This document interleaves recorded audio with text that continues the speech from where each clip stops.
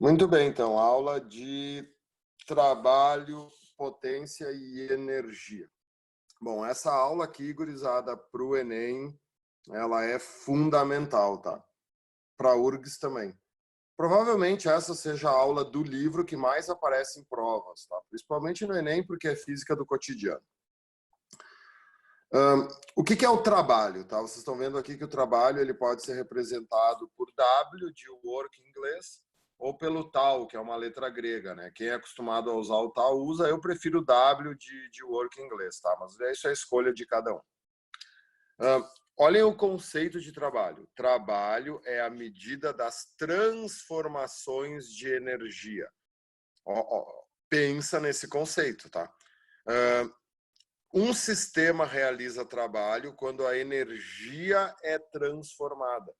Tu tem que transformar a energia. Aí olha o que eu fiz aqui, tá? Vamos adiantar um pouquinho o livro aí, pega o teu livro e vamos pular aí página 76, vamos para 77, que é a energia, aqui não está indo. Aqui, ó. Essa leitura complementar, eu não vou ver aqui com vocês agora, mas é muito importante vocês verem isso em casa. Tá? Eu coloquei aqui para vocês todas as formas de energia que a física aceita, que a física usa. Então, tu tem a mecânica, a potencial elétrica, a química, a luminosa, a térmica, a sonora e a nuclear. E coloquei aqui ó, as habilidades e as competências exigidas no Enem nessa parte. Então, pessoal, assim, ó, a física reconhece essas 7 energias. Sempre que uma energia se transforma em outra, a gente está realizando o trabalho. Por isso que o trabalho é a grandeza mais importante do ensino médio, porque tu está sempre realizando o trabalho. Agora, né, tu está sublinhando coisas no teu livro, tu está prestando atenção, tu está realizando o trabalho, porque tu está transformando energia. Dentro do nosso corpo tem uma energia chamada bioquímica, e cada vez que tu sublinha uma coisa do livro, tu está transformando essa energia em cinética. Então, né, o fogão, o que o fogão faz? Ele pega energia química, né, ó, tá vendo aqui, ó, energia dos combustíveis, sempre vai ser energia química, né? A energia do gás, a energia da gasolina, a energia de uma lenha que tu coloca no fogo, a energia dos combustíveis, é sempre energia química. Essa energia química, ela vai ser transformada em energia térmica no fogão. Então, né, o teu secador de cabelo, o chuveiro elétrico, o ferro de passar roupa, então tudo que a gente usa realiza trabalho. Por isso que essa grandeza é tão importante. Só que em dinâmica, então leia isso em casa, tá? Só que em dinâmica a gente estuda forças. Então aqui a gente vai estudar o trabalho realizado por forças. E para entender isso, primeiro tem que entender que existem 2 tipos de forças. Eu já coloquei essas forças aqui no início, tá? Na realidade, a gente vai ver depois que existem 4 tipos, porque a conservativa e a dissipativa também podem ser constantes ou variáveis. Então, olha só. Uma força conservativa, ela é conservativa quando o trabalho dela independe da trajetória. As forças conservativas, elas transformam energia cinética em potencial ou potencial em cinética, por isso que tem o vice-versa aqui. Vocês vão ver que eu vou falar disso várias vezes, a gente vai voltar várias vezes para esse conceito. Mas eu coloquei ele aqui no início para vocês entenderem a importância dele. Não tem como tu entender a aula de hoje sem ter esse conceito na cabeça. Em outras palavras, ao se mover sob a ação dessa força, uma partícula de um ponto A a um ponto B, o trabalho é independente da trajetória. As forças conservativas mais familiares são a gravitacional, a elétrica e a elástica. Forças bem comuns no nosso estudo. A gravitacional, vocês viram na aula passada, né? Pode escrever aqui, peso. A gravitacional é o peso. Se o percurso for fechado, o trabalho realizado por essas forças é nulo, claro, né? Porque se o percurso for fechado, te lembra, não tem deslocamento. Quando é que vale, né? Qual é a letra que representa deslocamento? ΔD. Se o ΔD valer 0, não tem trabalho. Então, olha só, grava. A força conservativa ela é conservativa porque ela transforma potencial em cinética e cinética em potencial. Ah, professor, mas eu ainda não sei o que é a cinética, o que é a potencial. Calma que eu chego lá. Mas grava que a conservativa transforma uma na outra e vice-versa. O que são as dissipativas? As dissipativas, elas são fundamentais, por quê? Porque as dissipativas é o nosso amigo atrito. As forças dissipativas são as forças que transformam energia mecânica em outra modalidade de energia não mecânica. Por exemplo, sonora ou térmica. Exemplo clássico, o atrito. O que o atrito faz, gurizada? Quando um sistema se move sob a ação do atrito, o atrito entre as superfícies produz energia térmica, calor. Tu pega as tuas duas mãos agora e esfrega elas, elas vão esquentar. Então, o atrito transforma energia mecânica numa modalidade de energia não mecânica. Por quê? A força sonora, a energia sonora ou a energia térmica são energias não mecânicas. O que é importante entender aqui? O trabalho depende da trajetória. Então, o trabalho da força de atrito não vai depender do deslocamento, vai depender da distância, porque ele depende da trajetória. Depois a gente vai ver isso com calma de novo. Então, olha só. Trabalho de uma força constante. Então, vamos lá. Ó. Tem forças conservativas, tem forças dissipativas. Agora aqui eu estou explicando como se calcular o trabalho de uma força constante. O que é uma força constante? O valor dela se mantém sempre o mesmo. Exemplo, um corpo cai em queda livre. Quem é que puxa para baixo? O peso. O valor do peso é sempre o mesmo. Ele é uma força constante. O trabalho da força constante é força vezes deslocamento vezes o cosseno do ângulo. É o famoso foda vezes o cosseno. Vocês vão ver que depois a gente acaba usando só foda, porque o cosseno só vai aparecer se tiver ângulo. A força, sempre medida em newtons, vai preenchendo o livro. O deslocamento sempre em metros. Newton vezes metro é a famosíssima unidade do trabalho, que é o J maiúsculo. O que é o J maiúsculo? Joule, uma das unidades mais importantes da física. Joule é a unidade tanto de trabalho quanto de energia. Joule é Newton vezes metro. Claro que a gente não leu vezes, né? Fica Newton metro é o Joule. Se existir um ângulo entre a força e o deslocamento, olha aqui, ó. Tu tem uma força diagonal, mas esse corpo está andando na horizontal. Quer dizer, a força e o deslocamento não têm a mesma direção. Então, tu precisa saber o ângulo que vai formar entre a força e o deslocamento, eles vão te dar esse ângulo, e aí o trabalho vai ser foda vezes o cosseno desse ângulo. Eu botei aqui, ó, que o ângulo formado é entre os vetores força e os vetores ΔD. O que eu gostaria que vocês entendessem aqui, tá? Isso é bem importante. A URGS é uma prova que adora decomposição vetorial. Então, quem vai fazer URGS tem que entender bem disso. Por que é força vezes cosseno? Por que não é força vezes seno? Porque, na realidade, tá? Tu pode copiar isso aí num canto ou usar o verso da folha, tá? Na realidade, o que acontece é o seguinte, ó. Quando vocês tiverem um corpo, eu vou fazer um zoom aqui, tá? Então eu vou limpar tudo que eu fiz aqui, espero que vocês já tenham copiado. Lembre-se nessas aulas ao vivo, bom, depois vai ficar gravado, dá para dar pause, né? Mas vocês podem tirar print da tela quando não deu tempo de copiar alguma coisa, tá? Vou abrir um espaço aqui, ó. Depois tu pode copiar isso no verso da folha, se tu quiser. O que acontece é o seguinte, ó. Quando vocês têm um corpo, tá? E esse corpo estiver andando num plano horizontal e a força for diagonal, o que acontece é o seguinte. Então imagina que aqui eu tenho o cubo ali, tá? E aí eu tô puxando esse cubo com uma força diagonal.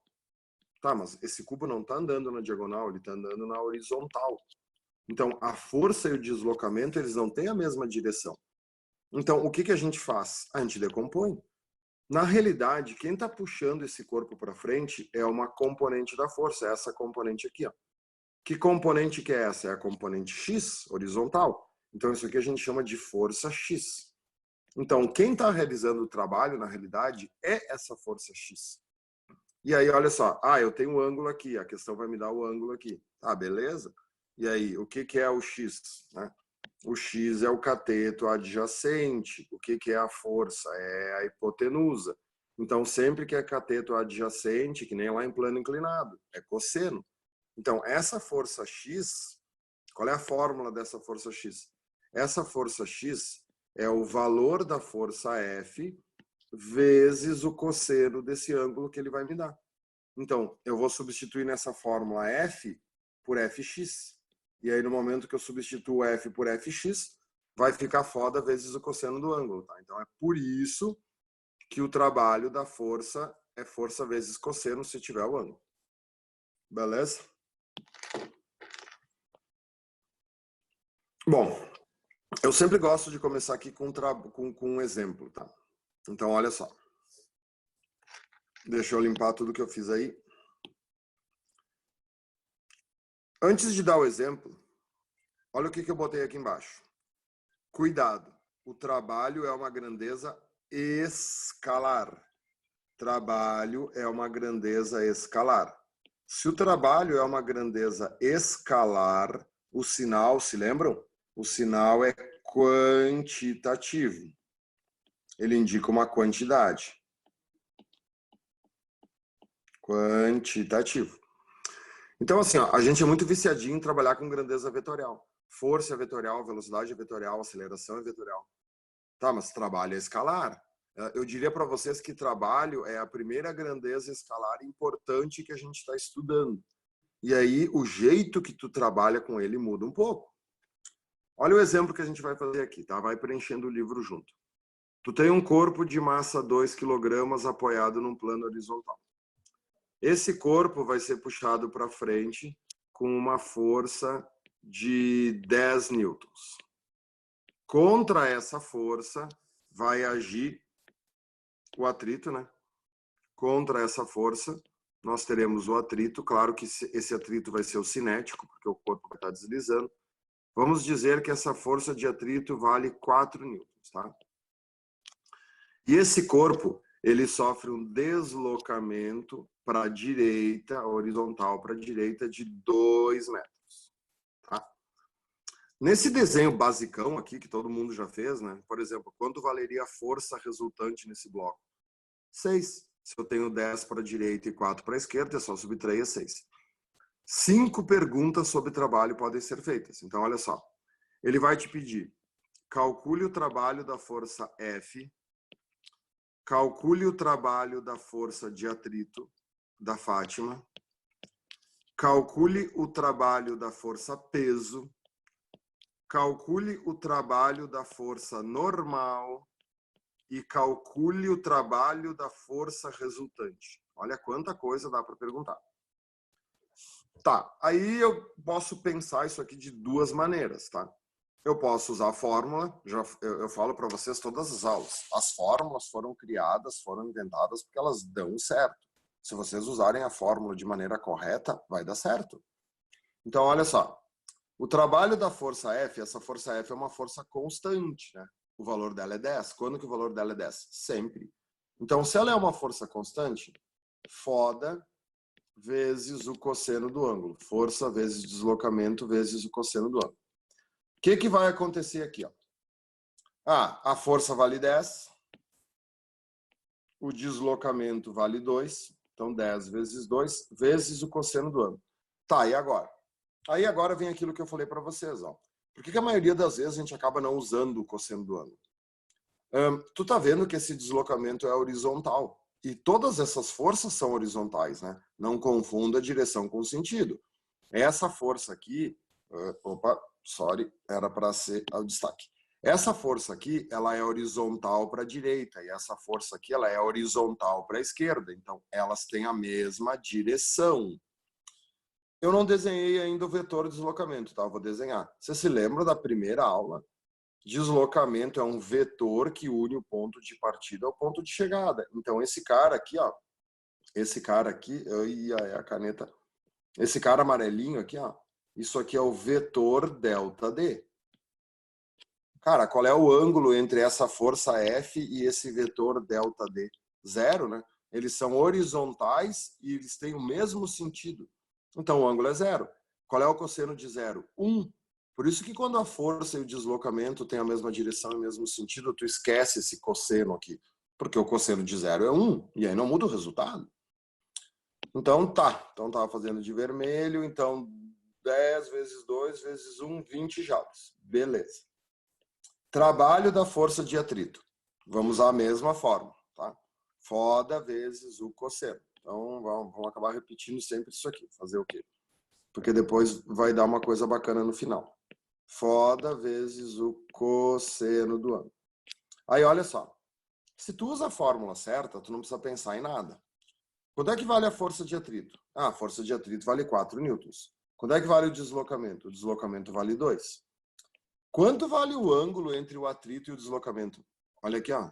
O atrito é para a esquerda, o deslocamento é para a direita. Esses dois vetores, eles formam um ângulo aqui, ó, de 180 graus. Qual é o cosseno de 180? Menos 1, porque ele está do outro lado do círculo trigonométrico. Então, menos 1, o trabalho da força de atrito é menos 8 joules. Aliás, já vai te acostumando com isso. A força de atrito cinética, ela sempre vai realizar um trabalho negativo, porque ela é contra o deslizamento, ela é contra a força, então o trabalho dela é negativo. A gente costuma dizer que a força de atrito é uma ladrãozinha de energia, tá? A força de atrito rouba energia. Ah, professor, mas eu não quero ficar pensando nesse negócio do cosseno, tá? Então tu pode pensar o seguinte, ó. Sempre que a força for contrária ao deslocamento, o trabalho dela é negativo. E aí tu bota o sinal. Mas se tu usar a fórmula vai dar certo. Trabalho do peso. Aí, olha só. Eu vou botar a mesma fórmula para te entender, tá? Depois a gente vai mudar um pouquinho isso aqui. Força vezes deslocamento vezes o cosseno do ângulo. Beleza. Tá, mas eu quero o trabalho do peso. Eu não vou desenhar o peso e a normal aqui, tá? Eu vou desenhar. Vai ficar poluído, mas tudo bem, tá? Olha só. Vocês sabem que aqui tem o peso, né? Esse peso vale 20 newtons e aqui nós temos a normal. Não vou colocar o valor, tá? O peso é 20 porque a massa é 2 e a normal também vai ser 20 porque é aquela situação que um anula o outro. Beleza? Tá. Então, o peso, a força é o peso, vale 20. O deslocamento vale 2. Qual é o ângulo que o peso forma com o deslocamento? Tá vendo aqui, ó? O deslocamento é horizontal, o peso é vertical, o ângulo é 90. Cara, qual é o cosseno de 90? O cosseno de 90 é zero. Então, o trabalho da força-peso vale zero. Ele não realiza trabalho. Ah, professor, entendi. Então, o peso nunca realiza trabalho. Não. Nessa situação, ele não realiza trabalho. Por quê? Porque ele é vertical e o deslocamento é horizontal. Olha a manha que tu tem que pegar para realizar trabalho, tá? Para te calcular o trabalho de uma força, a força deve ser a produtora do deslocamento. A força deve envolver-se com o deslocamento. Essa força de 10 newtons é a força que puxa para frente. E essa força de atrito de 4 é a força que puxa para trás. Então, essa força, ela quer que o corpo se desloque. E essa força não quer que o corpo se desloque.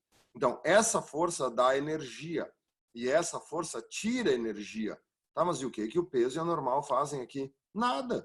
Porque um anula o outro. Eles não estão envolvidos no deslocamento. Ah, prof, então quando que o peso vai realizar trabalho? A gente vai ver daqui um pouco. O peso vai realizar trabalho quando ele for o produtor, quando ele for o criador do deslocamento. Mas tu pode decorar se tu quiser.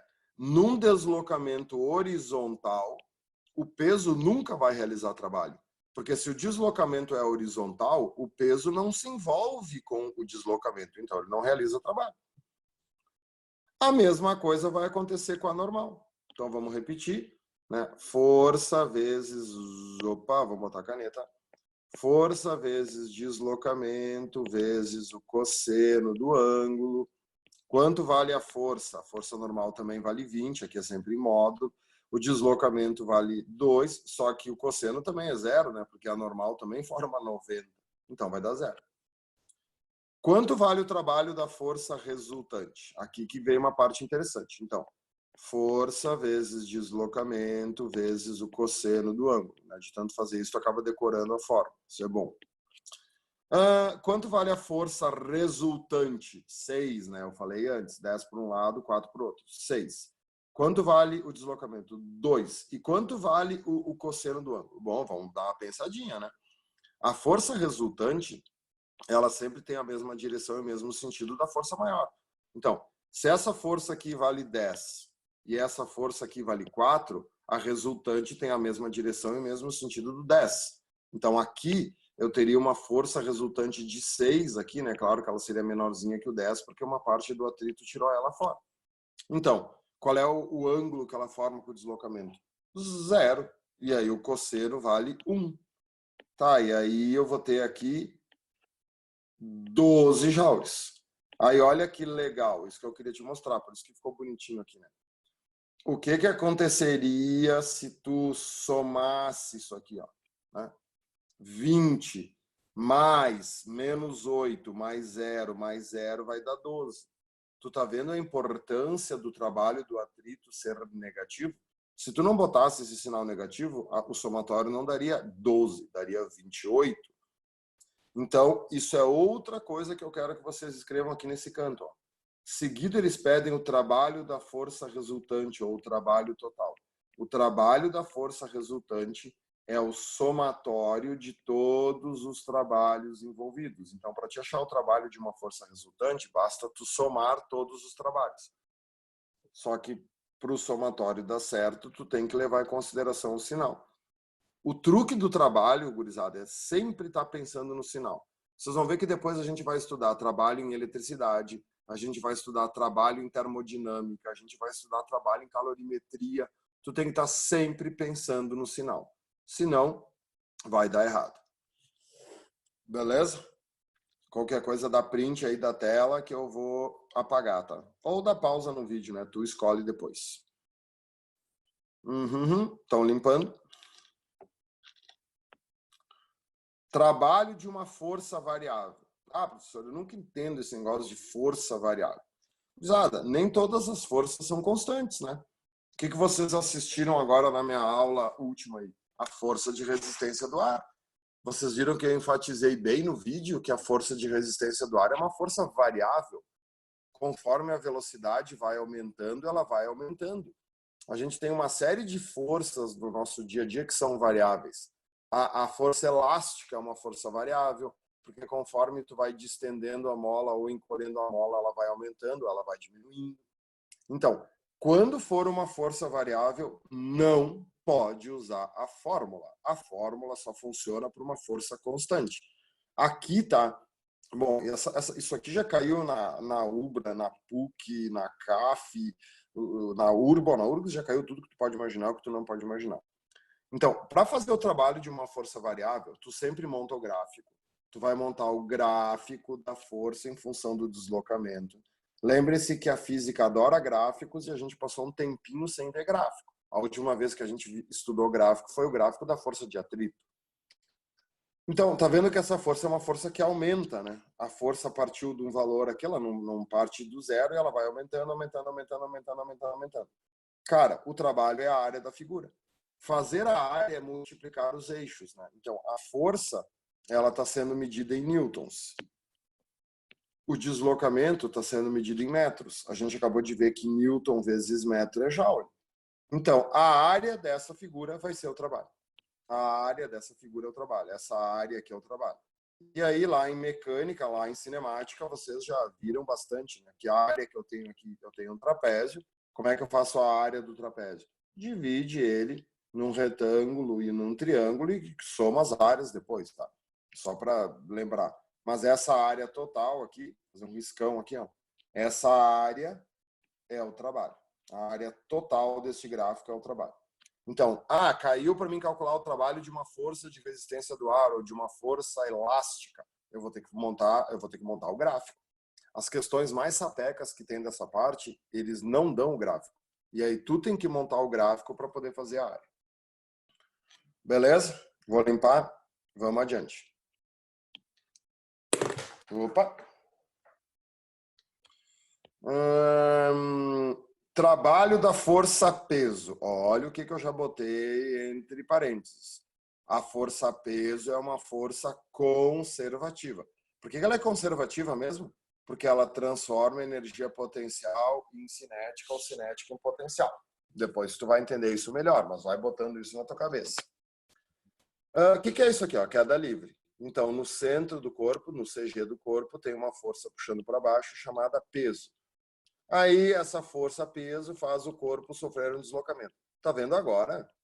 Agora o peso cria deslocamento? Claro que sim, né? É ele que faz o corpo se deslocar. O que aconteceu aqui, ó? Sofreu um deslocamento ΔH, né? Sofreu uma altura. Claro que aqui eu poderia ter botado ΔD, mas a gente chama a altura de ΔH, só para ficar bonito. Então, nessa situação, o peso e a altura, elas têm a mesma direção e têm o mesmo sentido, né? O deslocamento é para baixo e o peso é para baixo. Tá, então o trabalho é peso vezes ΔH. Por que eu tirei o cosseno? Porque tem a mesma direção, o mesmo sentido, e o cosseno vale 1. Olha como a formulinha fecha. O peso é em Newton, a variação de altura é em metros, Newton vezes metro é o meu amigo Joule.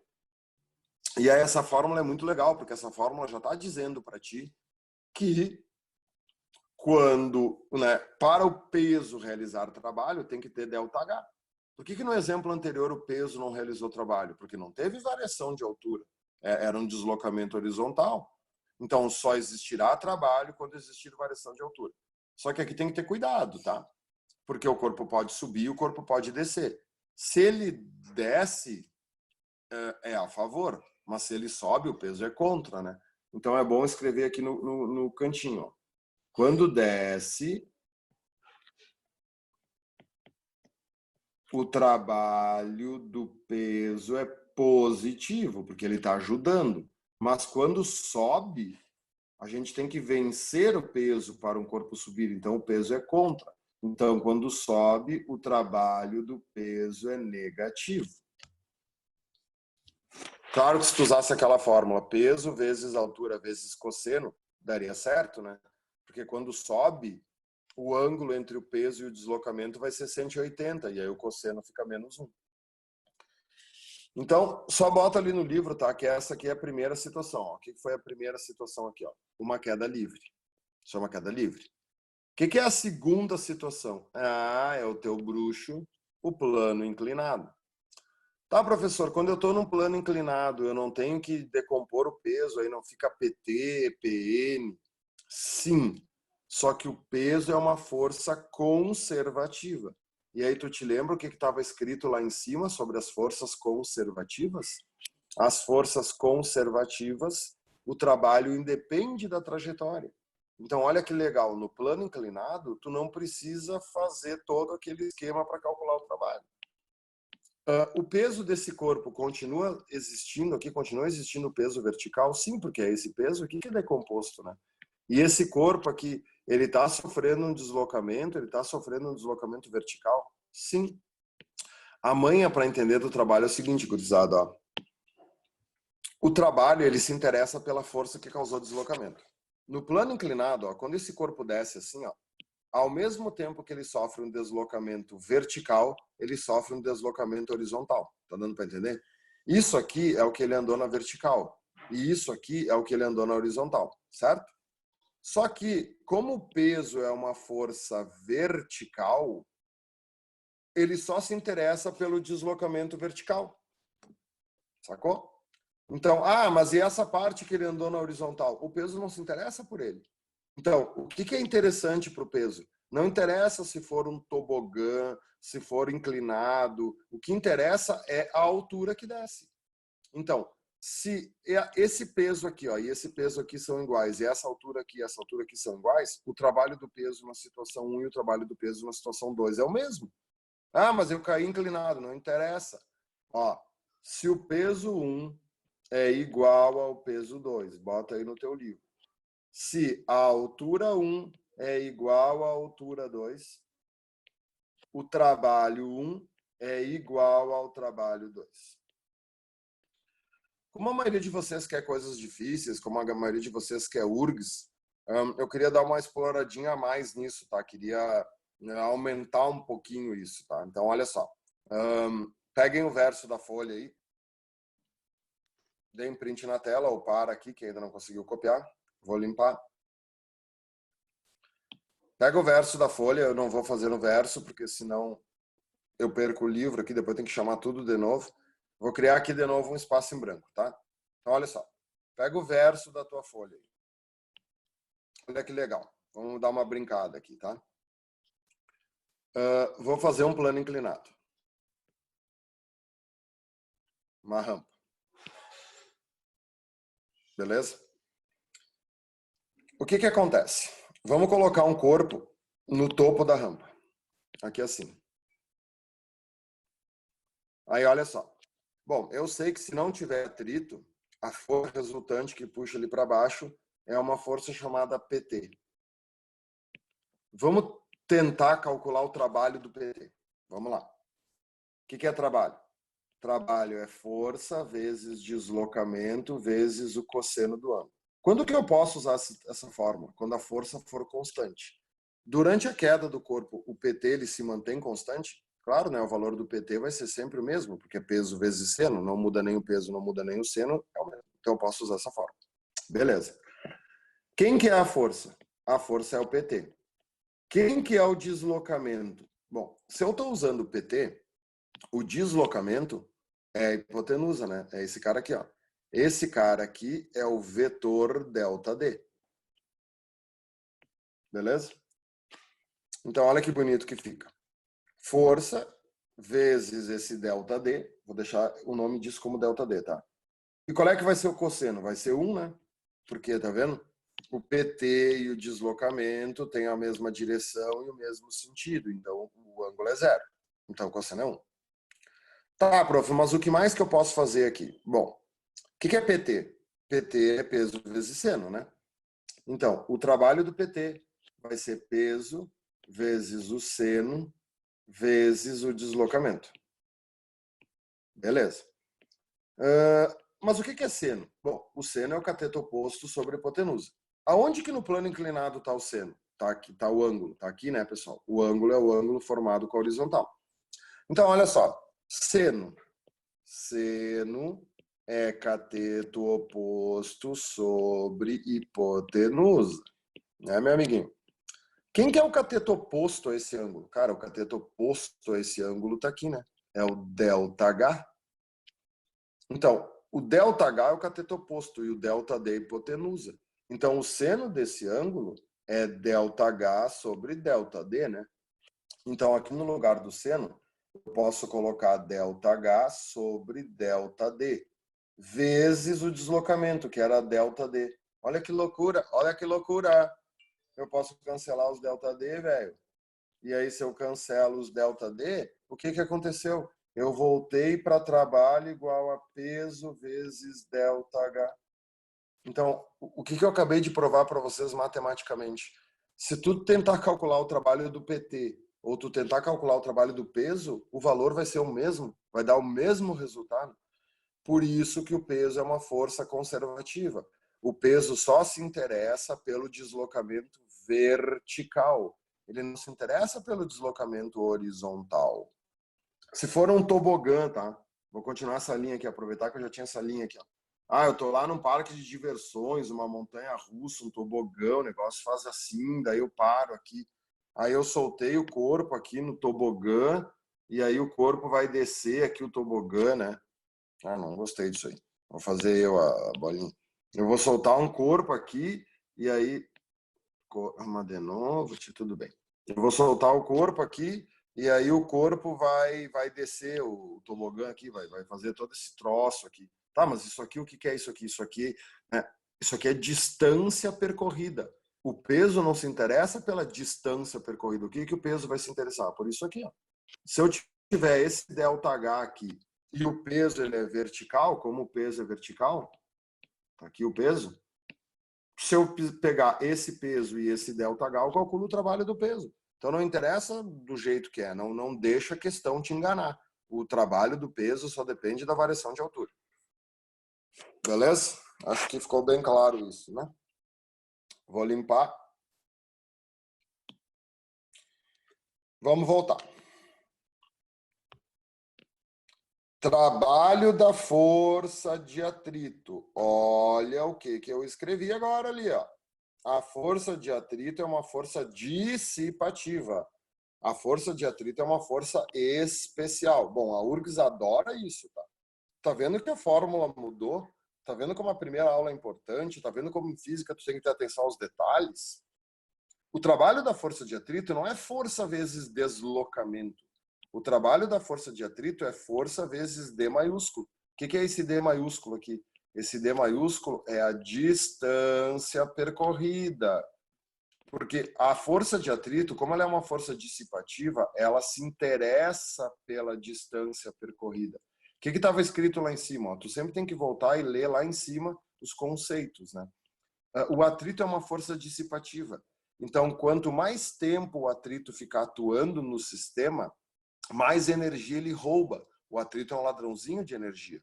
Então, o trabalho da força de atrito depende da distância, porque ele é dissipativo. Então, tu não vai fazer força vezes deslocamento, tu vai fazer atrito vezes distância. Claro que o atrito é uma força constante, né? Se for o cinético, né? Vai ser o cinético.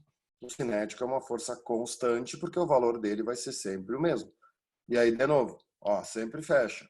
Força em Newton, distância em metro, Newton vezes metro vai dar o Joule. E a última coisa que a gente tem que ver dessa parte é o trabalho da força resultante.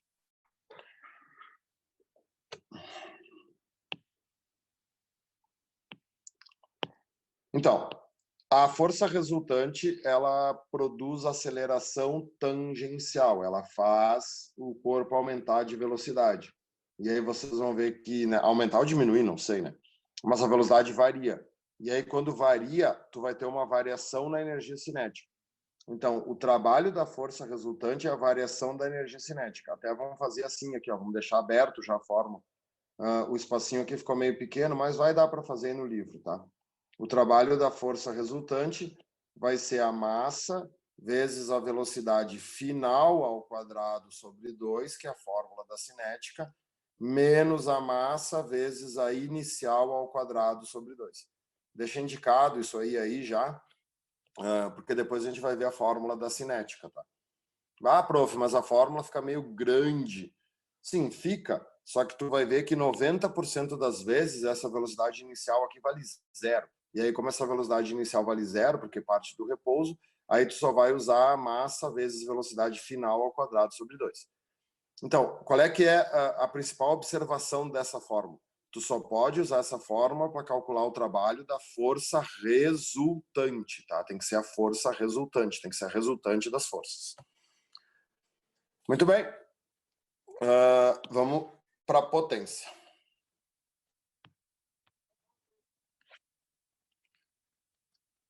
Bom, vocês devem ter percebido, se não perceberam, estou aqui para isso, que o trabalho não tem nada a ver com o tempo, né? O trabalho é força vezes deslocamento. O tempo que essa força atua no sistema não interessa para o trabalho.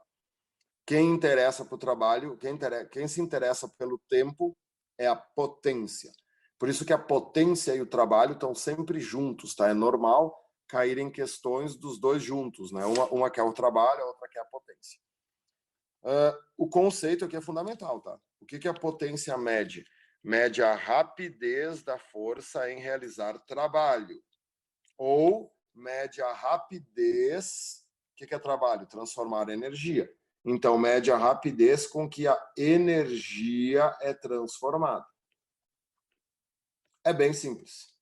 Potência é trabalho sobre tempo. Tá vendo que eu usei o tal agora ali, né? Para não dar uma confusãozinha, que é a seguinte. A unidade da potência, tá? O trabalho, ele é medido em joules, né? E o tempo, ele é medido em segundos. Joule sobre segundo é a unidade da potência. Qual é que é a unidade da potência? É W também. Só que esse W não tem nada a ver com o W de trabalho. Esse W é watt. Todo mundo já ouviu falar no watt, né? É a unidade que tu usa para medir a potência de uma lâmpada, a potência de um motor, a potência de qualquer coisa. Tu vai comprar um secador de cabelo no Magazine Luiza. Hoje não, porque está fechado. Mas se tu for, tu vai ter que olhar a potência do secador, né? Vai ter secador de 1000 watts, de 1500 watts, de 2000 watts. Quanto mais potente for o secador, mais rápido ele vai secar o teu cabelo, porque ele vai realizar mais trabalho no mesmo tempo. Se a força for constante, e a maioria das forças são constantes, a gente viu que fica foda, né? Então tem um ou aqui, tá? Qual é que é esse ou? Olha só. A potência é o trabalho sobre o tempo, né? Só que o trabalho vai ser força vezes o deslocamento sobre o tempo. A gente já viu que a maioria das vezes o ângulo tu não precisa usar, porque vai ser 1. E aí, como fica foda sobre o tempo, o que é isso aqui? O que é o deslocamento sobre o tempo? O deslocamento sobre o tempo é a velocidade. Então, potência de uma força constante também pode ser força vezes velocidade, tá? Tem 2 jeitos de calcular a potência. Tu pode usar trabalho sobre tempo, ou tu pode usar força vezes velocidade. Essa fórmula aqui, a PUC gosta muito dela. É importante saber também que existem outras unidades, tá? Existe o HP e existe o CV. O CV caiu em desuso, tá? Faz muito tempo que ninguém usa mais o CV. Mas o HP é muito importante, principalmente nos carros. E aqui caem bastante questões de carro. O que é HP? HP é uma unidade inglesa, HP é horsepower. Aliás, foi isso que o Watt fez, tá? O Watt foi o cara que calculou a potência do cavalo. O que é horsepower? A potência de um cavalo. Então, ele calculou que um cavalo tem aproximadamente 746 watts. Tá? Não precisa saber esse valor de cor, mas se tu souber, é interessante para fazer algumas questões. O bom é já ter visto esse valor para não estranhar. O que é o CV? O CV é uma unidade francesa, tá? CV, né, a gente arredonda aqui, a gente chama no Brasil de cavalo vapor. Na realidade, em francês, né, cavalo é cheval e é vapor. Então fica cheval vapor. Não vou nem me atrever a escrever, tá? Porque eu não sei absolutamente nada de francês. Aliás, quem sabe francês, acho que a pronúncia nem é assim. Mas é cheval vapor. Não interessa também. O francês é muito estranho. Tá vendo que o CV ele é um pouquinho menor do que o HP, né? Por quê? Porque quando o francês foi calcular a potência do cavalo dele, ele usou um cavalo mais fraquinho. E aí deu um valor um pouco menor, existe uma diferença. Mas ninguém mais usa CV, até os carros franceses hoje vêm HP. Então, o que interessa é o HP. É bom saber que um HP é 746 watts. Continuando, potência também é escalar. Aqui todas as grandezas são escalares. Potência não tem direção e sentido, né, velho? A potência do meu secador de cabelo é 2000 watts para a direita. Não, né? É uma grandeza escalar, ela só tem número e unidade. Não interessa direção e sentido, não tem nem como dar direção e sentido. Beleza, vamos lá. Quando vocês estudam essa aula, tu tem que estudar ela inteira, tu tem que estudar ela junta, tá? Vou limpar. Porque essas grandezas, elas estão sempre juntas. Potência, trabalho e energia, elas estão juntas. Então, agora nós vamos estudar a energia mecânica. Observa, depois vira a página lá e lê, né? A energia mecânica é o tipo de energia que nós vamos estudar hoje, porque nós estamos vendo mecânica, né? Depois a gente vai estudar energia térmica, depois a gente vai estudar energia potencial elétrica. A química a gente não estuda nunca, porque é a energia dos combustíveis, isso fica para a química. A energia mecânica é dividida em duas, a potencial e a cinética. Só que a potencial, ela subdivide-se em potencial gravitacional e potencial elástica. Primeira coisa, tem que entender o nome.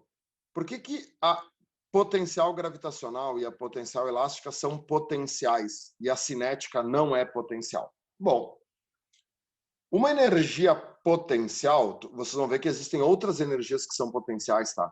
A química, ela é potencial, a elétrica, ela é potencial.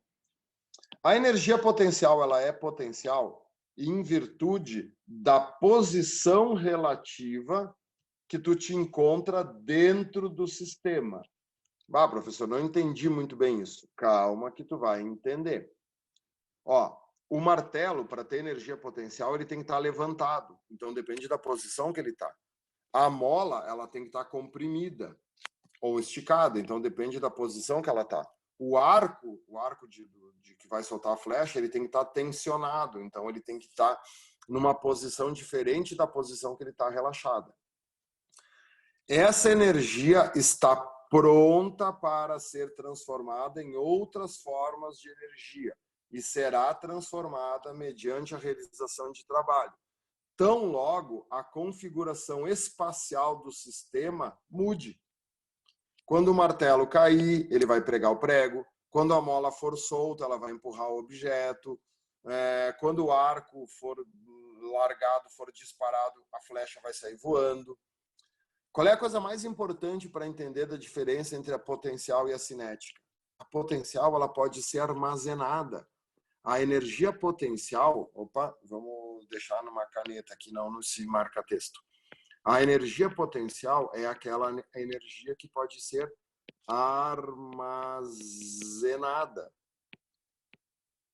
né? Cara, eu pego um arco e uma flecha, tá? Imagina só. E aí eu estico o arco para poder disparar a flecha. Cara, aquela energia está armazenada. Quando que eu vou usar aquela energia? Quando eu soltar a flecha. Quando eu soltar a flecha, a energia potencial elástica que o arco tinha armazenado vai ser transformada em cinética. Aí eu falei antes, por que a química, por que a elétrica, elas são potenciais? Porque elas podem ser armazenadas. Tu passou a noite inteira com o teu celular na tomada. O que fez? Tu encheu a tua bateria de energia química. Essa energia está armazenada. Ela vai ser usada pelo teu celular ao longo do dia. A cinética nunca vai ser armazenada. A gente chama cinética de energia instantânea. Ou tu usa ela naquele momento ou ela vai sumir. Então, todas as energias que podem ser armazenadas são potenciais. Agora, gurizada, é uma parte de pura decoreba de fórmula, tá? A energia potencial gravitacional, a energia potencial elástica e a cinética. Aqui não tem o que fazer, tá? Então, a energia potencial gravitacional, como o nome diz, ela depende da gravidade, ela depende da altura. Energia potencial gravitacional é massa vezes gravidade vezes altura. Muito cálculo aqui. A massa sempre em quilogramas, não me usa a massa em gramas. A gravidade sempre em metro por segundo ao quadrado e a altura sempre em metros. Qual é que vai ser a unidade disso aqui? Joule. Professor, mas como que é joule? Joule não era Newton vezes metro? Tá, mas e o que é quilograma vezes metro por segundo ao quadrado, né? Olha como é bom pensar nas unidades. Isso aqui não é massa vezes aceleração? O que é massa vezes aceleração? A fórmula da força. Então isso aqui é Newton. Newton vezes metro é joule. As unidades sempre fecham. Então, o que tu tem que gravar aí na cacholeta? A energia potencial gravitacional é a energia da altura. Todo mundo que tem altura tem energia potencial gravitacional. Energia potencial elástica, o nome já diz, né? Tem que ter elasticidade. Olha o teu amigo K e o teu amigo X. O que é o K mesmo? A constante. O que é o X? É a deformação. Então, sempre que uma mola for alongada ou comprimida, ela está deformada. Se ela está deformada, ela tem energia potencial elástica. Só que tu te lembra que lá naquela aula anterior, tu podia escolher, né? O K podia estar em Newton por centímetro, daí tu usava o X em centímetros. Aqui não pode, porque o X é elevado ao quadrado e tu quer que sobre Newton metro. Então, aqui é obrigatório que o K esteja em Newton por metro. Cuidado, que aqui tem rolo. A UPF é uma faculdade que adora mudar as unidades. E aqui é obrigatório que o X esteja em metros. Não tem exceção aqui, tá? Tu não pode usar Newton por centímetro e centímetro, porque o centímetro vai ser elevado ao quadrado e aí no final vai sobrar Newton vezes centímetro. Newton vezes centímetro não é joule, né? Se tu pegar essa fórmula aqui, ó, kx ao quadrado, tá? Não interessa sobre 2, porque o 2 não tem unidade, né? Ó, imagine que tu usasse Newton centímetro, tá? Tu faria Newton por centímetro no K, não precisa copiar isso no livro, tá? Só para te explicar. Vezes o centímetro elevado ao quadrado. Tá? Daí tu cortaria esse centímetro com esse quadrado e aí sobraria Newton vezes centímetro. O que é Newton vezes centímetro? Sei lá eu só sei que não é o joule. Então, se eu usasse, certinho, né? Se eu usasse Newton por metro e eu usar o X em metro, fica metro ao quadrado, daí esse quadrado corta com esse metro, o que sobra? Newton vezes metro. O que é Newton vezes metro? Joule. Então, aqui não é que nem lá em força que tu podia escolher. Importante, a energia potencial elástica depende do x ao quadrado. Né? As proporções, né, gurizada? A gente está vendo isso direto. Se a deformação aumentar 2 vezes, a energia vai aumentar 4 vezes. Se a deformação diminuir 3 vezes, a energia vai diminuir 9 vezes. Aqui é diretamente ao quadrado. E não inversamente, que nem era lá com força e com distância. Quando é diretamente é mais fácil, mas aqui não deixa de ser ao quadrado. Tá? E a última energia é aquela que não pode ser armazenada. Vou limpar tudo aqui, tá? Quando ela não pode ser armazenada, ela é a cinética. O próprio nome diz, né? O próprio nome indica, a energia cinética é a energia do movimento, tem que ter velocidade. A fórmula é bem clara. Massa vezes velocidade ao quadrado sobre 2. A massa sempre em quilogramas, a velocidade sempre em metros por segundo, não me bota nessa fórmula quilômetro por hora. E aí vai dar, né? O Newton, tá? Vai dar o Newton porque vai sobrar Newton vezes metro. Até posso fazer aqui se tu quiser. Ó. É legal de ficar fazendo isso, quer ver?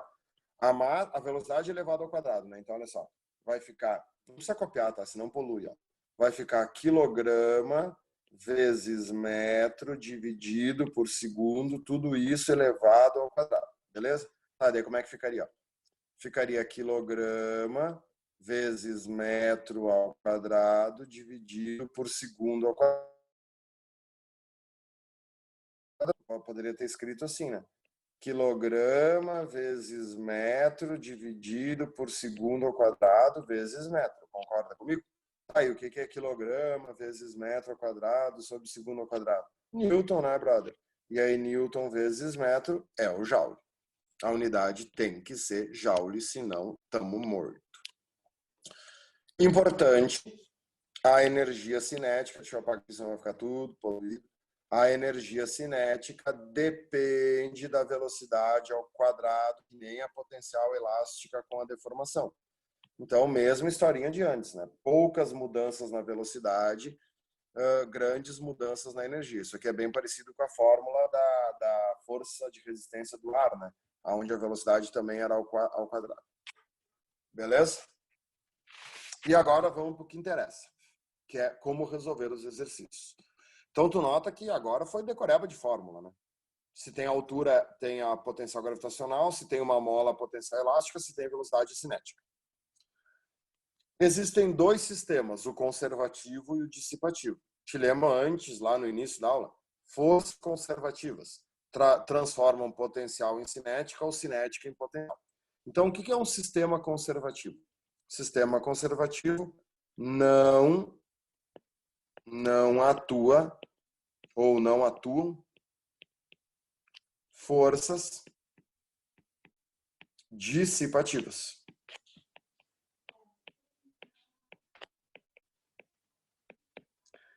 Se não atuam forças dissipativas, a força de atrito vale 0. Ou a força de resistência do ar também vale 0. Então, gurizada, aqui que a gente sabe já, né? Isso aqui é ficção científica. O sistema conservativo ele só existe no papel. Na vida real não tem. Olha o que acontece num sistema conservativo. Toda potencial vira cinética e toda cinética vira potencial. Uma vai se transformando na outra. O que é a energia mecânica de um sistema? Olha só. A energia mecânica de um sistema é o somatório de todas as energias que ele possui. Essa potencial aqui pode ser tanto a potencial gravitacional quanto a potencial elástica. Aliás, vocês vão ver problemas da Federal de Santa Catarina que o cara tem as 3. O cara tem velocidade, o cara tem altura e o cara está encostado numa mola. Os caras inventam tudo que é possível, né? Então, o que tu vai fazer para calcular a mecânica? Tu vai somar todas as energias que ele tem. Só que no sistema conservativo, a cinética vira potencial e a potencial vira cinética. Então, o que acontece aqui, né? Se eu pegar a energia cinética e a energia cinética estiver aumentando, é porque a energia potencial vai estar diminuindo. Ou vice-versa, né? Então, sempre que uma aumenta, a outra diminui. Então, o somatório delas se mantém constante. A coisa mais importante do sistema conservativo é entender que a energia mecânica se mantém constante. Opa. Bota ali na flechinha. A energia mecânica se mantém constante. Como que um somatório se mantém constante? Quando uma está aumentando, a outra está diminuindo. Então, se tu somar, vai dar sempre o mesmo valor. Beleza? Tira print da tela, se não conseguiu copiar. Vamos resolver um exercício agora. A melhor coisa é resolver. Exemplo. Então, olha só. O velho parque de diversões Tupã com sua maravilhosa montanha-russa. Eu tenho um corpo colocado no topo desta montanha-russa. O corpo está ali, bem bonitão. A questão vai te dizer o seguinte. Considere que este corpo possui uma velocidade inicial nula, quer dizer, o corpo vai partir do repouso. Considere que a gravidade vale 10 metros por segundo ao quadrado. Despreze todos os atritos. Despreze todos os atritos. Vamos escrever ali. Depois você vai ter que estudar isso, né? Despreze os atritos. Então a gente sabe que se os atritos foram desprezados, é ficção científica. Na vida real isso não vai acontecer. Então ele vai te dizer assim, ó, esse corpo ele está partindo aqui do ponto A, vai preenchendo e vai copiando. Esse ponto A ele está a uma altura de 45 metros do solo. Esse corpo vai descer a rampa sem atrito até que ele vai chegar aqui no ponto B. Depois ele continua andando, ele sobe o morinho e aí chega aqui no ponto C. Esse ponto C, ele está a 25 metros de altura. Aí o cara vai pedir assim, me calcula a velocidade do corpo aqui no ponto B. Eu quero saber a velocidade que o corpo vai ter no ponto B e eu quero saber a velocidade do corpo no ponto C. Isso é uma questão clássica, vocês vão ver aí nos temas um monte de coisas assim, das mais variadas formas e maneiras. Então, tu vê, né? Quem vai realizar trabalho aqui é a força-peso. A gente já viu que a força-peso não se interessa pela distância. Então, ele vai fazer isso aqui. Cara, o peso não se interessa, o peso se interessa por isso aqui. Como que tu resolve isso aqui por energia? Então, vamos pensar. Quando o corpo está lá no ponto A, quando o corpo está lá em cima, né? Ele não tem velocidade, tá? Mas ele tem altura. A altura dele é 45 metros. Então, nesse ponto aqui, ó, caneta, ó, se a velocidade vale zero, a energia cinética vale zero. Tu tem que ter velocidade para ter energia cinética. A gente acabou de ver que a energia mecânica é a soma da cinética com a potencial, né? Se a cinética vale zero, neste ponto aqui, a energia mecânica do sistema será somente a energia potencial. A única coisa que tu tem em cima é a altura. Então, a energia mecânica é a potencial. Qual é que é a fórmula da potencial? Nesse caso, a potencial gravitacional. Massa vezes gravidade vezes altura. Quanto vale a massa? Te acostuma a fazer esses exercícios sem massa. Tá vendo? Eu não vou dar massa do bloco. Esse bloco aqui, a massa dele vale m. Porque não interessa a massa, a gravidade é igual para todo mundo. A gente já viu lá em plano inclinado. Né? Se a massa interessasse, nas montanhas-russas tinham que ter balança na entrada. Então, a massa vale m, deixa a massa valendo m. Quanto é que vale a gravidade? 10. Quanto é que vale a altura? 45. Então, a energia mecânica desse sistema vale 450 vezes a massa. Tá, prof, mas ela vale 450 vezes a massa lá no ponto A. Não, ela vale 450 vezes a massa em qualquer lugar, porque a energia mecânica é constante no sistema conservativo. Se tu pegar esse bloco aqui, se tu pegar esse bloco aqui, se tu pegar esse bloco aqui, em qualquer lugar a energia vai ser 450 vezes a massa. Porque conforme ele for descendo, a potencial vai diminuindo, mas a cinética vai aumentando, e aí uma coisa vai compensando a outra. Tá, mas eu quero achar a velocidade no ponto B, como é que eu faço? O que a gente diz em física? Que o ponto A e o ponto B, eles são energeticamente opostos. O que acontece no ponto A? Tu não tem velocidade, tu só tem altura. O que acontece no ponto B? Tu só tem velocidade, tu não tem altura. Então, energeticamente, eles são opostos. O A só tem a potencial gravitacional. O B só vai ter a cinética.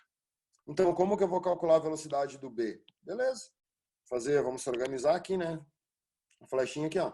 Quem que é a mecânica do ponto B? Cara, a mecânica do ponto B é só a cinética. Porque tu só tem velocidade. Quanto vale a energia mecânica do sistema? 450 vezes a massa. Qual é a fórmula da cinética? Massa vezes velocidade ao quadrado sobre 2. Né? Eu posso cancelar essa massa. Então, o 2 passa para lá multiplicando, fica a velocidade ao quadrado igual a 900. Qual é a raiz de 900? 30. Então, a velocidade do ponto B é 30 metros por segundo. Ou 108 km por hora. Essa é a velocidade do B. Claro que depois ele vai pedir a velocidade do C. Aí, lógica, né, pessoal? Física é lógica. O que acontece aqui? Tu sobe o morinho. Conforme tu for subindo o morinho, a velocidade vai aumentando ou vai diminuindo? Vai diminuindo, porque aqui volta a energia cinética a transformar-se em potencial. Então, eu já sei que a velocidade do ponto C tem que dar menos que 30, senão algo está errado. Então, vamos lá. Vamos fazer uma flechinha aqui no C. Caneta, não, marcador de texto, boto para cá. Olha só, o ponto C, ele é diferente do A e do B. Porque no ponto C, tu vai ter um pouco de altura e tu vai ter um pouco de velocidade.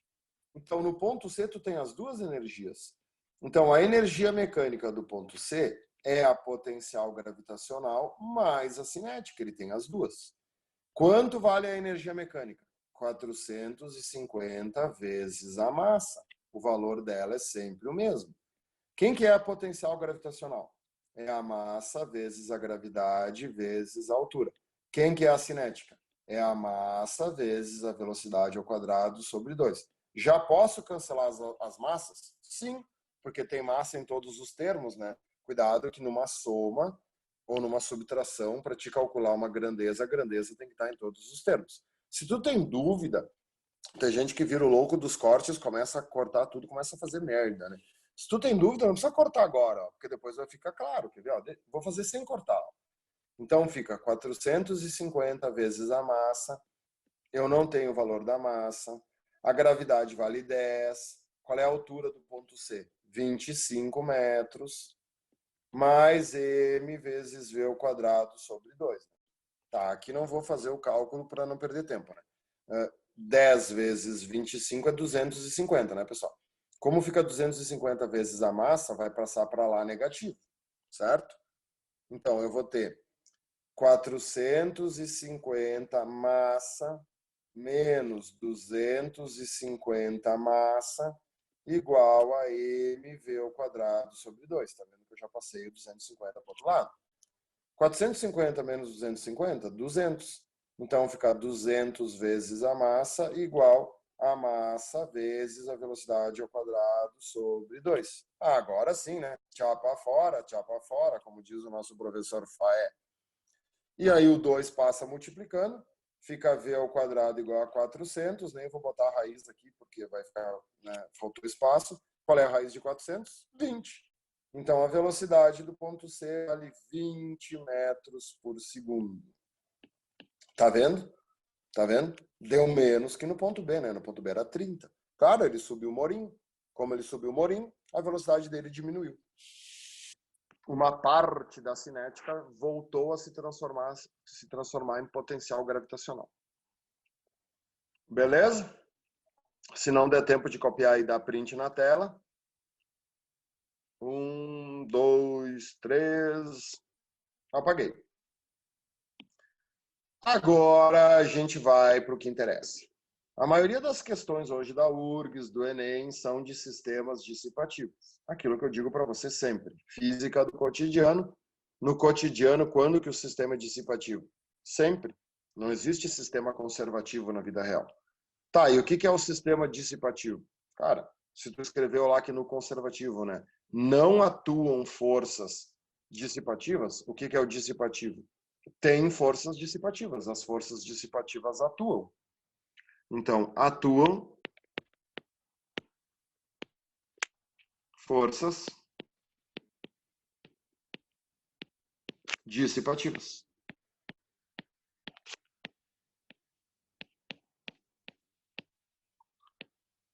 Opa, dissipativas. Em outras palavras, a força de atrito ou a força de resistência do ar serão diferentes de zero. Força de atrito e força de resistência do ar são forças dissipativas. O que é uma força dissipativa mesmo? Transforma a energia mecânica em outra modalidade de energia não mecânica, como sonora ou térmica. Então, a força de atrito vai pegar a energia mecânica e transformá-la em energia térmica. Então, a energia mecânica não se mantém constante. O truque do sistema dissipativo é que a energia mecânica final é menor do que a energia mecânica inicial. Tá vendo? Não é constante. Existe perda de energia mecânica. Escreve ali, ó. Perde energia mecânica, porque ela se transforma numa modalidade de energia não mecânica, tipo sonora ou térmica. E aí, o que o atrito ou a resistência do ar fazem? O atrito ou a resistência do ar são as forças que roubam essa energia. Então, eles vão te pedir para calcular o trabalho da força de atrito. O trabalho da força de atrito vai ser justamente a diferença da energia mecânica final com a mecânica inicial. Porque se tu conseguir calcular essa diferença aqui, tu está calculando a quantidade de joules, a quantidade de energia que o atrito roubou do sistema. Olha o exemplo. Um corpo de massa 10 kg é abandonado do ponto A. Opa, se ele foi abandonado, a velocidade inicial vale zero. Mas sempre é bom se dando conta disso. Então, ele foi abandonado, a velocidade inicial é zero. O corpo atinge o ponto B com velocidade de 10 metros por segundo.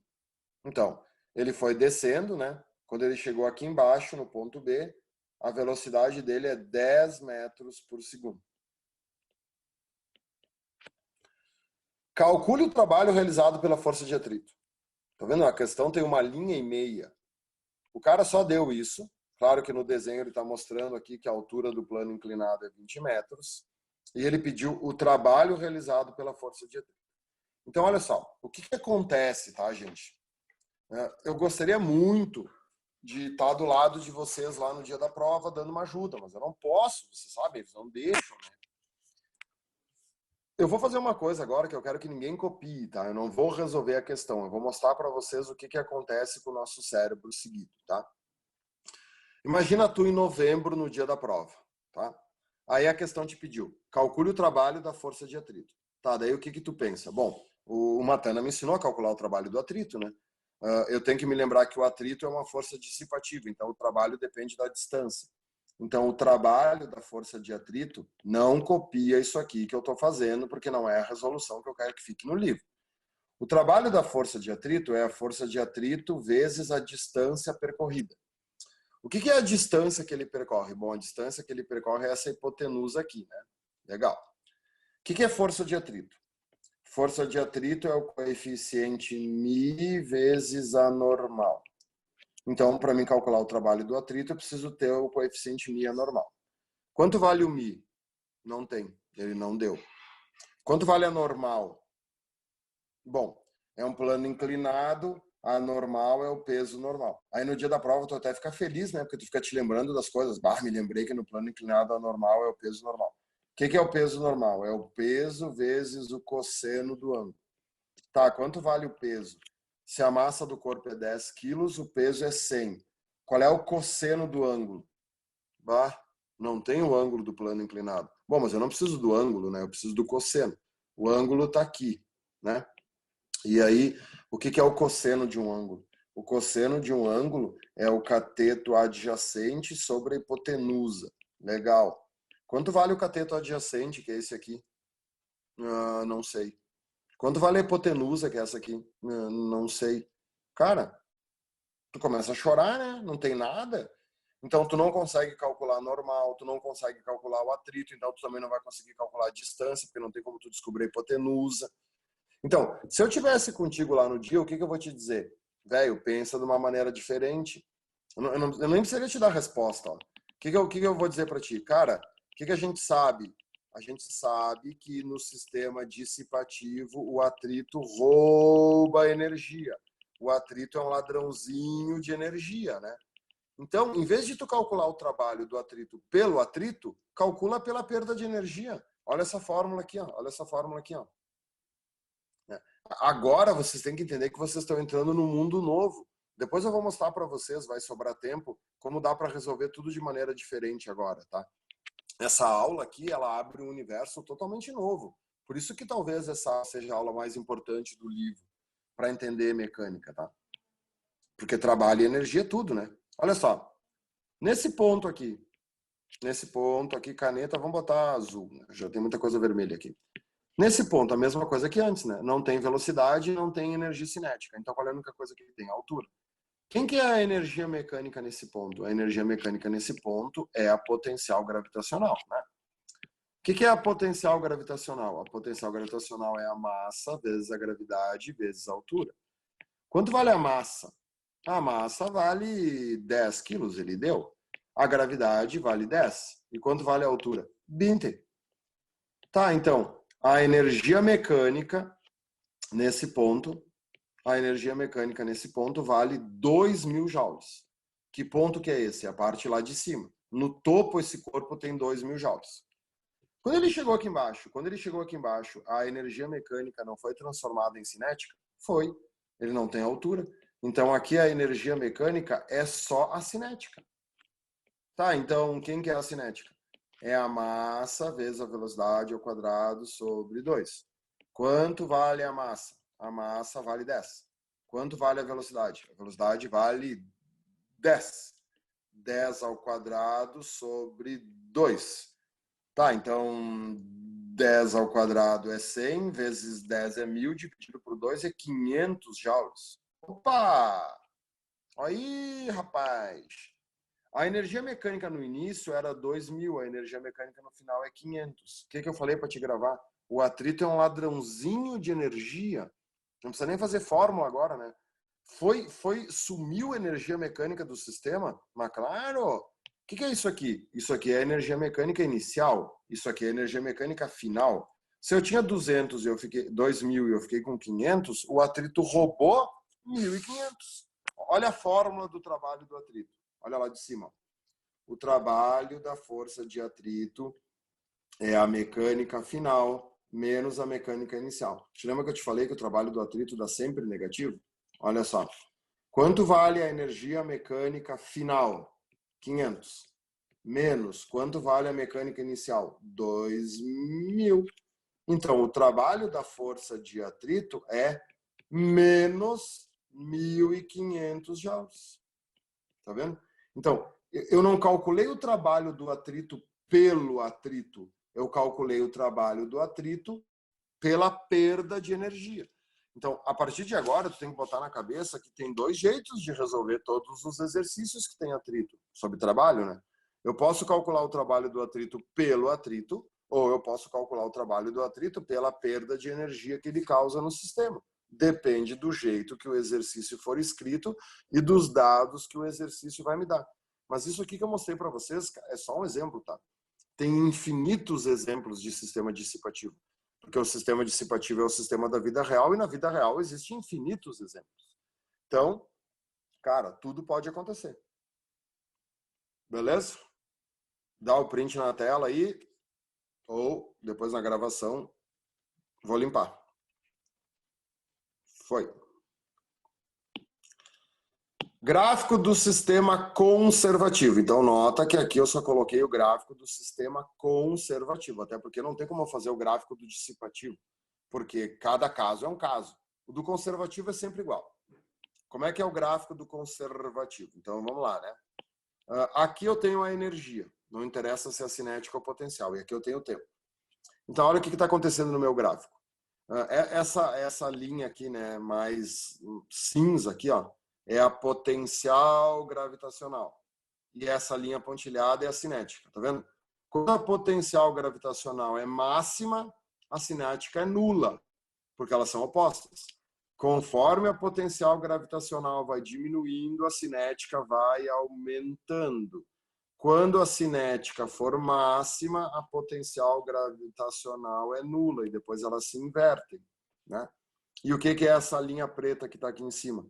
Essa linha preta, ela é sempre constante. É a soma das duas, né? É a mecânica.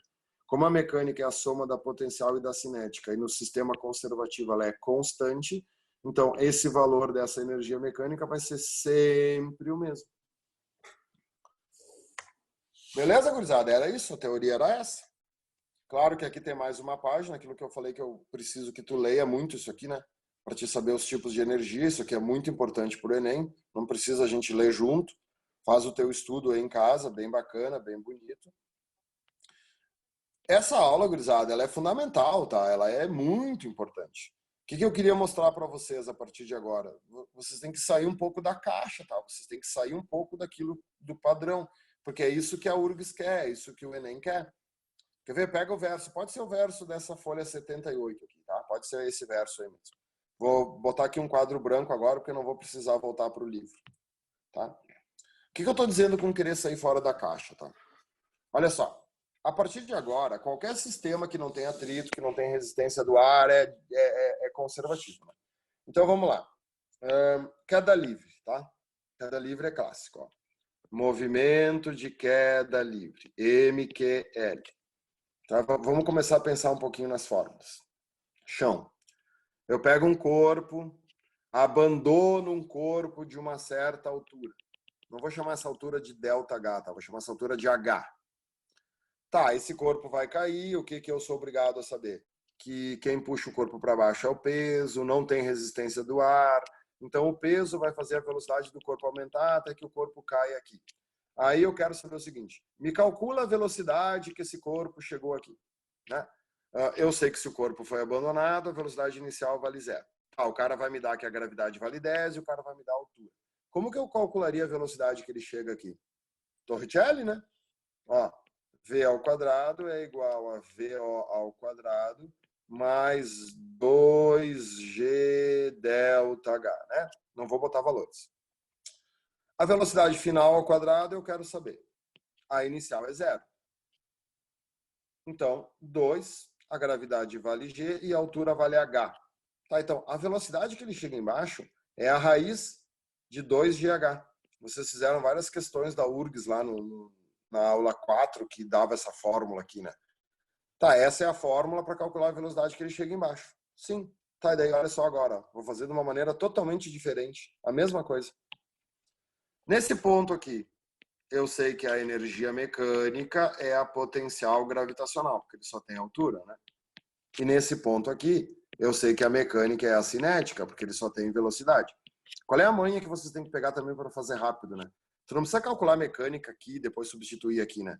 O que eu falei para vocês antes? Esses dois pontos em física, eles são energeticamente opostos. Aqui em cima tu só tem potencial, aqui embaixo tu só tem a cinética. Então, a potencial de cima é igual à cinética de baixo.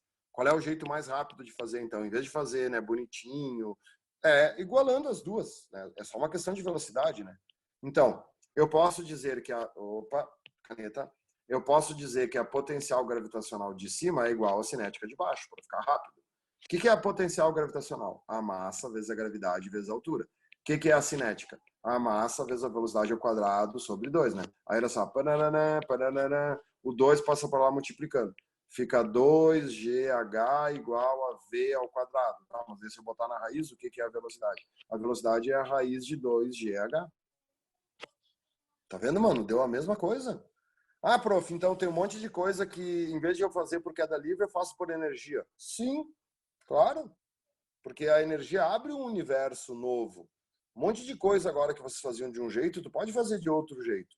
Claro que essa questão é fácil, porque é um sistema conservativo. No sistema dissipativo, por exemplo, eu nem poderia usar Torricelli, né? Porque o Torricelli só funciona se não tiver resistência do ar. Por isso que o truque, as questões vão ser de dissipativo, tá? E aí, a partir disso, vocês conseguem fazer qualquer coisa que ele pedir. Esses exercícios são muito importantes, façam esses exercícios com carinho e lembrem-se que eu tenho uma notícia ruim para dar para vocês. Né? Se vocês olharem no índice do livro, tá, vamos voltar lá para o índice. Né? Essa história do coronavírus aí é complicado, né?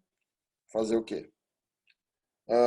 Quer dizer, essa história que eu vou mostrar agora não tem nada a ver com o coronavírus, né? Porque isso aí ia acontecer de qualquer jeito.